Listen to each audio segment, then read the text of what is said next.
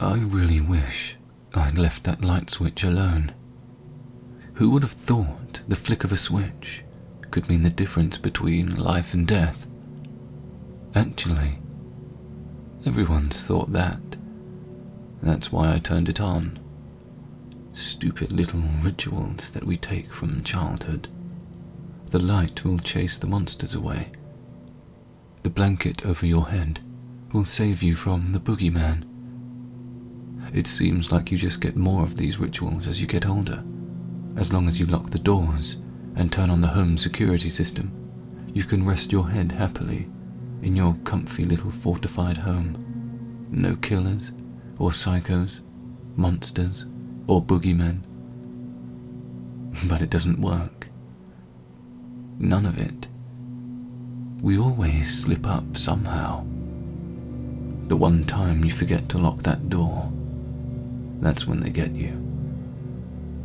I would have been sound asleep if I hadn't been woken by the loud slam as the front door blew open. I stumbled out of bed and down the hall to see it swinging back and forth. I moved quickly down the hall to secure it. A moment of panic swelled inside of me. My home felt like a crime scene. It wasn't my safe little sanctum anymore. Despite the overwhelming feeling of intrusion, there was no sign of disruption. Just the door. Just my careless mistake. I couldn't comprehend it at first. It had to be a burglar or some psycho. I looked around the rest of the house, checking every cupboard, every crevice. Nothing. I felt stupid but relieved. I just wanted to get back to bed and forget this whole embarrassment.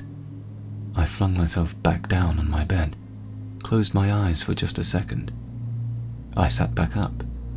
There was no way I'd fall asleep, unless I double-checked that I locked the door this time. I mean, I was sure I had done it this time, but I felt this was justified paranoia. I got to the door and twisted the handle, roughly about a dozen times, each time feeling the resistance of the lock.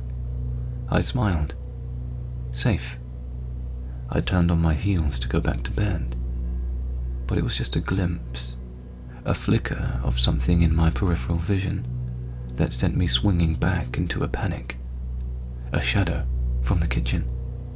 I rushed in only to be confronted by a normal kitchen, bathed in moonlight. I sighed, questioned my sanity, and decided that this, the longest night of my life, must end. I went towards the bedroom once more. Another odd shadow crossed my path. As a shiver travelled down my spine, my tired mind braced apathetic denial and decided that it was probably the neighbour's cat passing the moonlit window.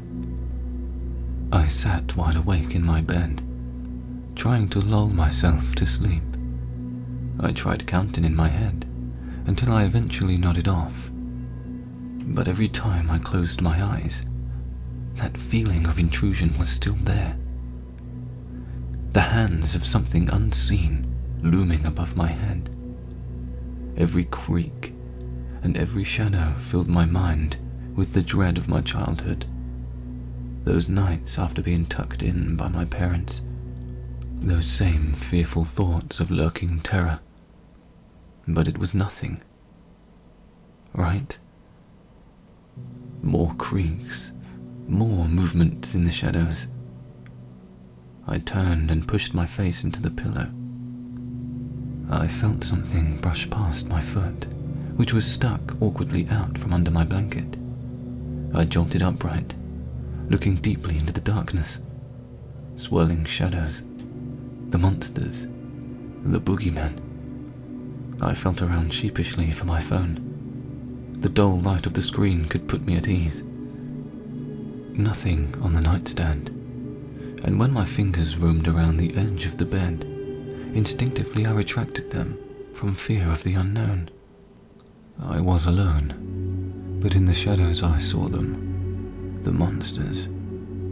Inky, abominable beasts.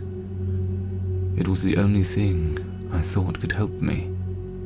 I lunged from the bed directly at the switch. My palm slammed down on it, and the room erupted into light. My eyes burned momentarily, and I glanced around the room. Empty. Safe. Just paranoia. I shook my head and hit the switch once more, climbing into bed in the pitch black. No shadows without my night vision. But now I can hear them. I can't see them now. I don't know what they want, but I know I can't leave. The rituals have failed. They're on the other side of this blanket, and all I can do now is hope that they're gone in the morning. Thank you for listening. If you like what you heard, check out another episode or series popping up on the screen right now, or consider subscribing.